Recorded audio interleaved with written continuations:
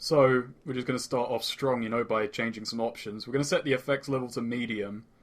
That's about comfortable. Going to change the bullet time style over to max pain, which I haven't noticed too much difference with as of yet. And the ragdoll type over to Far Cry, which this is the way I played it in all my practices of this chapter, and I honestly haven't noticed too much of a difference between max pain, bullet time, and, the Far Cry ragdolls. They seem... Obviously, we had action movie last time, and they're definitely closer to crazy, which is a strange sentence, but there we go. So, I'm alone in this part, but we have Antlions with us. They'll be my co-commentators. Well, ish. This Combine is rather oblivious. He's the, the sewer guard for Nova Prospekt. Probably pulled the short straw to get that role, but no problem. We'll just send these Antlions after him. The poor bastard.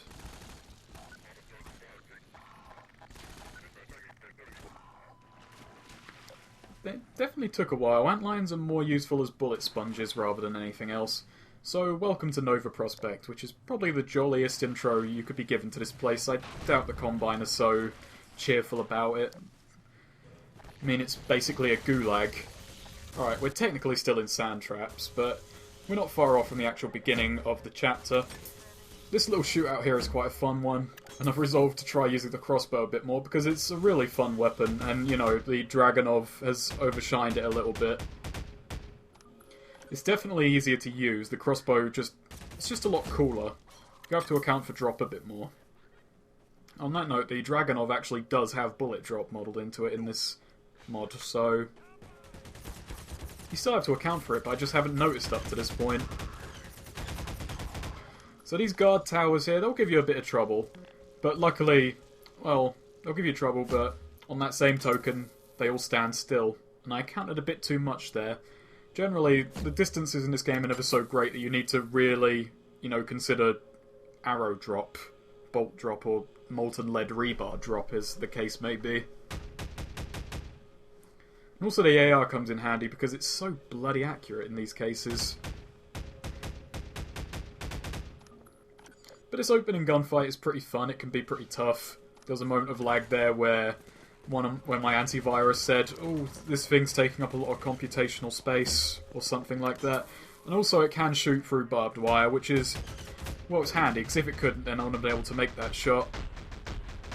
Also, you can't see it here, but I'm actually stuck on a supply crate, which is, well, not too useful when you're being fired at, being stuck.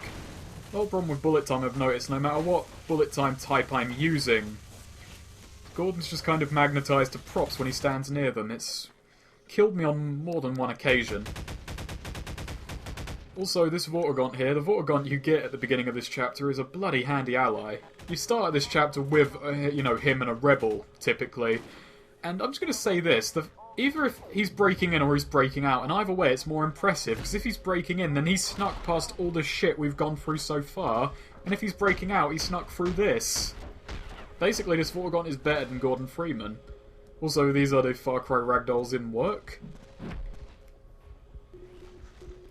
They definitely seem a bit less crazy than crazy, but more crazy than action movie.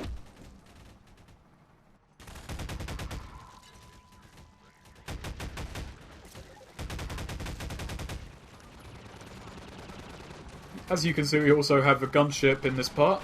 He's not alone, and he's also quite a bit of a bastard. But, rockets will solve all our problems. And on that note, there are rockets scattered around. There is actually a supply crate nearby with infinite rockets. And there are also, most of all the supply crates actually have rockets on them. But not even enough to actually deal with one. So, we're either going to have to use that supply crate, or we're going to have to be a bit more esoteric in our dealing with aerial opponents. And there goes the Vortigaunt. That's the longest he survived on any of my takes, so congratulations, Vortigaunt number 53. You were the best. I've been trying to use the regular weapons a bit more in this chapter. I'm not certain why, I just want to. I guess just because I've been showing them off alongside the SMOD weapons to draw parallels a bit more. Also in this section, more rebels do spawn. And in most cases I got a rebel with a bloody rocket launcher, but he hasn't turned up, It would have been impressive to actually have him on bloody camera, but he's camera shy, the guy with the bloody rocket. So who's to say where he is?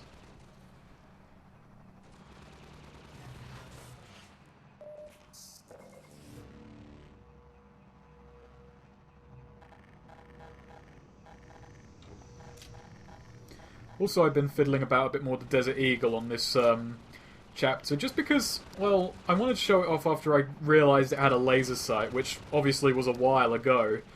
But once you just start using the laser sight, it is pretty much better in every... Oh, there's the guy with the rocket launcher. He's just turned up late. Well, that's good. It's nice to see him.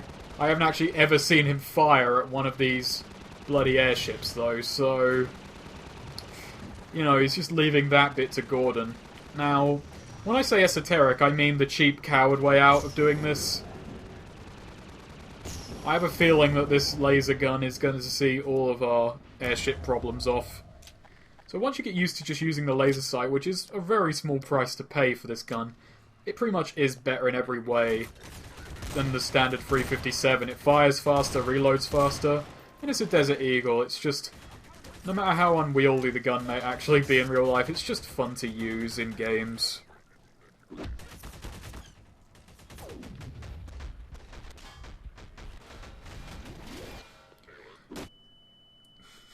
And Gordon's kick is apparently rather incendiary.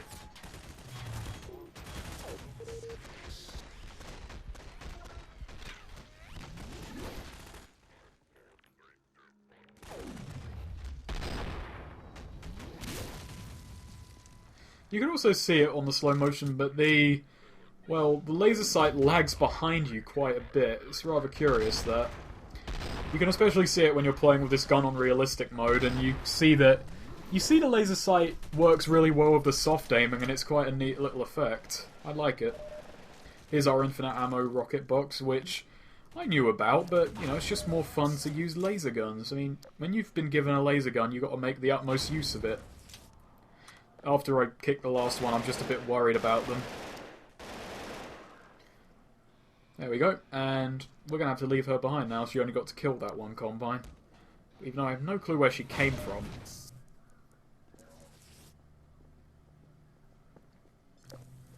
Also, I have a feeling that this puzzle coming up was a lot harder before the actual playtesters got to it.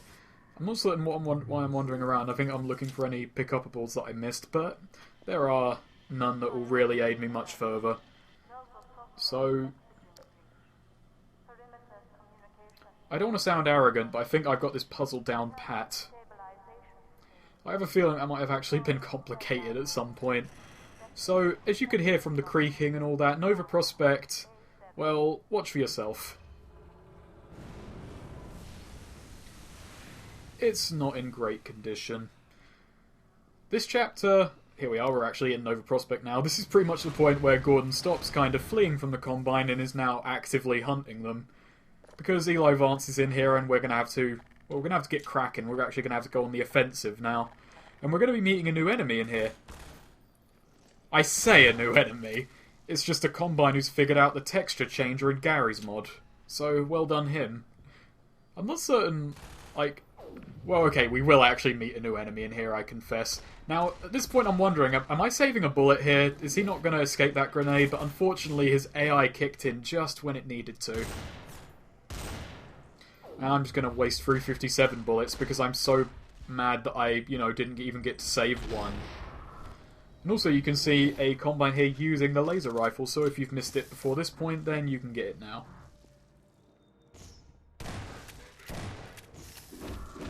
So, you don't get too many laser enemies, but he didn't seem to be too much of a threat. And as you can see by, you know, well, the giant bloody hole in the wall might have been a hint, but they don't really do too well with maintenance here. The Combine, either they can't afford to, or they don't really give a shit about, you know, old human prisons. And this place was apparently built to look a bit like Alcatraz, so just, they don't really pay any respect. It's some Alcatraz/Russian gulag, essentially, with still nice big neon exit signs in English.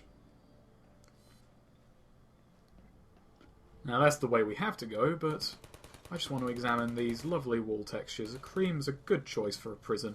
And I especially like the black-white tiles. Now we still have Antlions in here. This is actually going to be the last chapter of the game in which they appear, but it's not going to be a swan song to them. They're just going to be here. They're being a bit casual about their exit.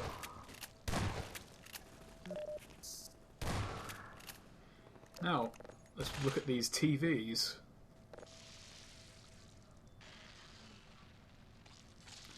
Now, the resolution's a bit low, but I think I know that guy. We'll have to wait for the next rainy night to get a picture of the guy. Oh well. Hey, we just tuned into some Half-Life 2 Deathmatch. Sweet, this is my favourite map. Oh, but the Antlion team was unplayable, modded. Ah well, we're actually going to be seeing that room in a little bit, so, you know, we know what's coming up.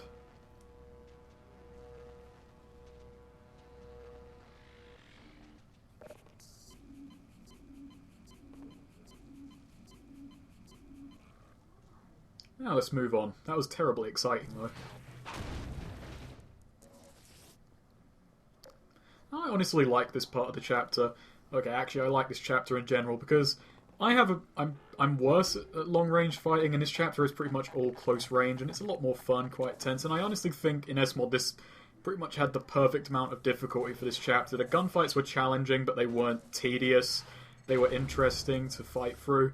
And there's a Zombine in here, so, you know, we do meet a new enemy. We're not even meant to meet this one yet. Now, there's, you know, I made my vow to try and punch at least one of everything. I held up to the rule. I'm just wondering what he's doing, and well, he just went and made my job a hell of a lot easier, it turns out. He'd never done that, and I was very happy that actually happened in the recording. We also have an overabundance of enemy turrets in this chapter. I say overabundance, they're not too troublesome. But we do have, you know, flooded subsections, which shows that the Combine really, I mean, I'm okay with them taking over the planet, but the least they can do is foot the repair bill if they're going to fuck us over like this. It's my only problem, really. I anticipated that would be the safe way to do it and save me some health.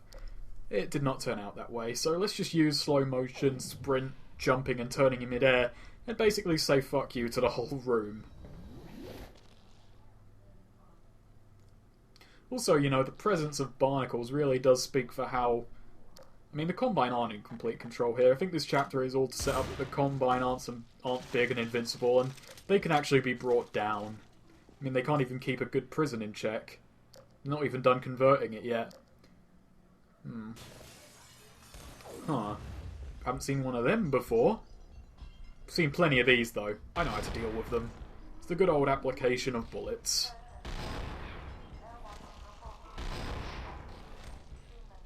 This is mighty wasteful of me, though. I also noticed I've just stopped giving a shit entirely about head crabs. They just... Yeah, just come here, I'll kick you to death. Come on, let's get it over with. Oh, I shoot you. Oh, I shot you. Alright, now let's move on. I've got more interesting shit to kill. Like those, later on. I think Gordon was just stifling a sneeze the way he was moving himself there. Or my hand had just basically fucked up. I'm none too certain.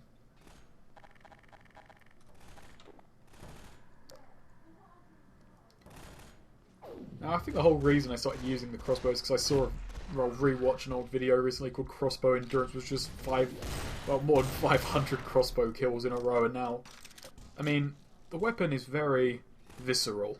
It's very fun, and I hated to say that because it sounded fucking poncy as hell, but it's just got a very nice feel of impact when you hit an enemy with the giant fucking bar, and they go flying, and it's fun. And we have to get past these turrets, namely by just holding a barrel up in the way, either as a sacrifice or, you know, as something to block the bullets. Bit of both, really. Now, this is dick enemy placement. Luckily, this chapter on the whole, through my practice runs and everything, has been light on dick enemy placements. Look, he's on the light fixture. Now, what is he trying to do? Avoid his boss trying to be lazy as hell? You don't just hide up there. Maybe that's the whole reason they've texture swapped themselves. Either way, when it comes to turrets, you know, conventional firearms don't really do much to them. We need to knock them over with the gravity gun, or shoot a prop at them, or run up and kick the bloody things, or just generally not be in their line of fire. There's a cavalcade of solutions that are just practical and fun.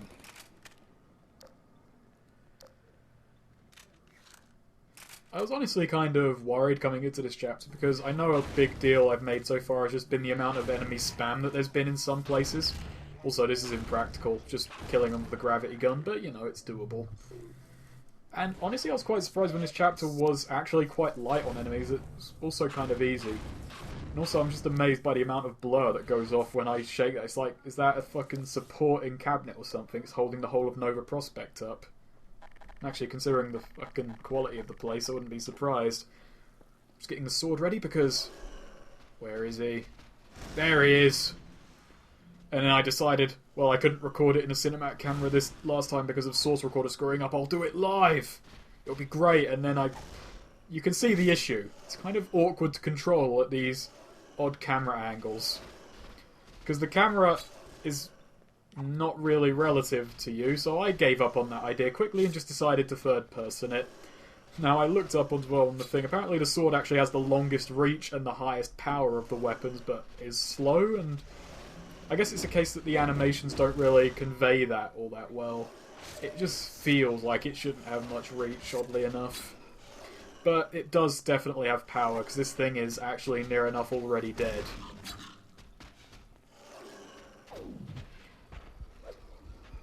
Try and get the pass by, didn't really work out. So yeah, Antlion guards are really easy to fight. That's Gordon's version of extracting the theropod, but a lot more grisly, but definitely a hell of a lot faster. Vorgots could learn a thing or two.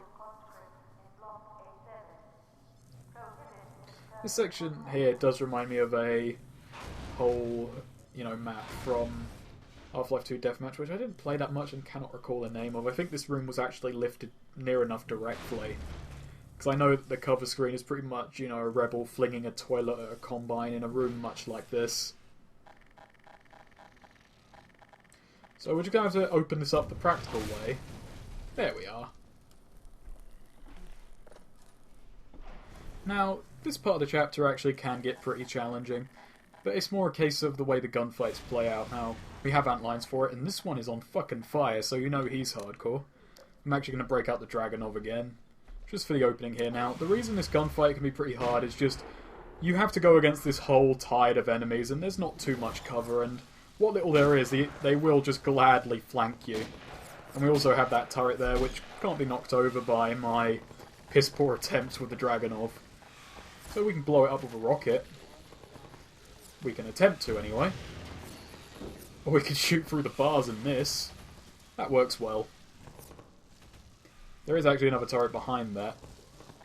Luckily, this endless stream of Antlions are just throwing themselves here. This whole chapter is a bit of a bloodbath, I'm going to be frank with you. It's a terrible waste, but really at the moment, in this chapter all you're going to be dealing with, mostly combines. Nothing too big and heavy. I'm definitely not missing the APCs from earlier. Because I think they put too many combine on the coast. They forgot to actually put any in the prison where they actually guard dissenters. And convert people into further combines.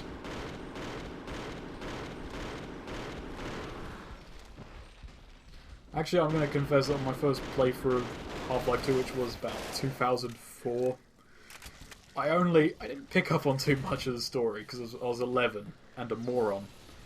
And I only knew that they changed people into Metro Cops and such here was because of the webcomic Concerned, where the character's kind of first port of call is to actually come to Nova Prospekt willingly to become a Metro Cop, because Gordon Froman wasn't a clever bloke.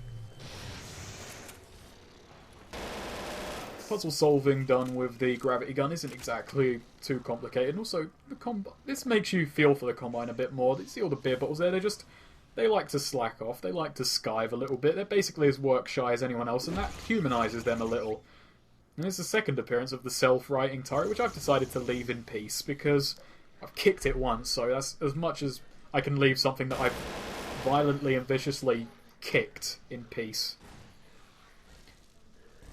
This chapter makes me realise how much of a selfish bastard I am. There's a comment in there. I could save an Antlion's life, or I could just stand here and let them do all the work. Sorry, these screens just amaze me. I like to see what's going on. We're also going to be coming up against that wall of turrets later on.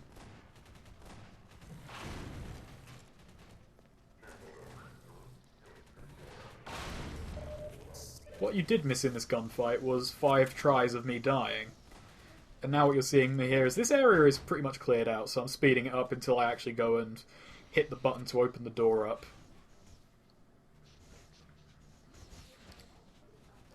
If you're wondering why I took so many detours, that's because I'm a moron.